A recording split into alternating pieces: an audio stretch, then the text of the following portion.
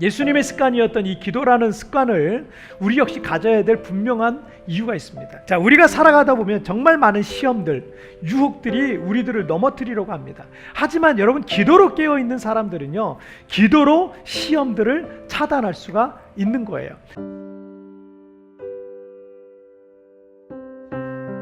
예수님께서 이 구절을 통해서 우리에게 가르쳐 주시고 있는 영적 비밀 한 가지는, 기도가 우리에게 오는 시험들을 이기게 해주고 모든 유혹들을 이길 수 있도록 우리를 영적으로 깨어있게 한다라는 거예요. 이게 기도의 비밀이에요. 그냥 기도해서 뭐 주세요 뭐 주세요 뭐 받고, 이게 기도의 전부가 아니라는 거예요. 기도할 때 영적 센서가 작동하는 거예요. 우리 안에서 일어나는 여러 가지 감정들을, 여러분, 기도하는 사람들은 그 감정들을 체크를 할 수가 있어요.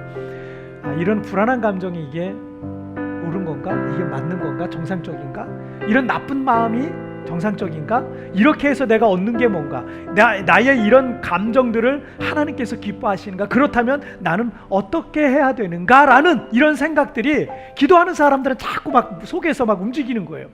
반대로 기도하지 않으면 이 영적 센서가 그냥 꺼져버려요. 그러면 어떻게 해요? 감정에서 이상한 감정들이 막 올라오는데 기도하지 않으면요, 이 영적 생사가 꺼져서요, 감정대로 그냥 나가는 거예요. 그냥 성질대로 말하고 행동하게 되어 있는 거예요. 마귀는 여러 가지 상황들을 만들고 그것을 통해서 우리의 감정을 계속 흔들어 놓습니다.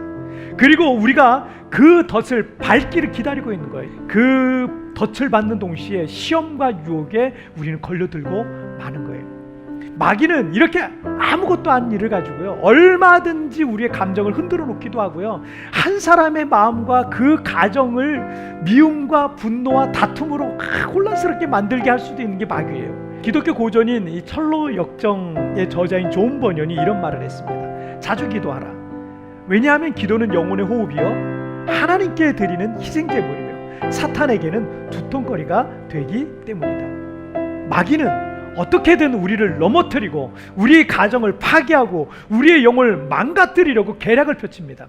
그런데 기도로 깨어있는 성도들은요, 사탄의 두통거리가 되는 거예요.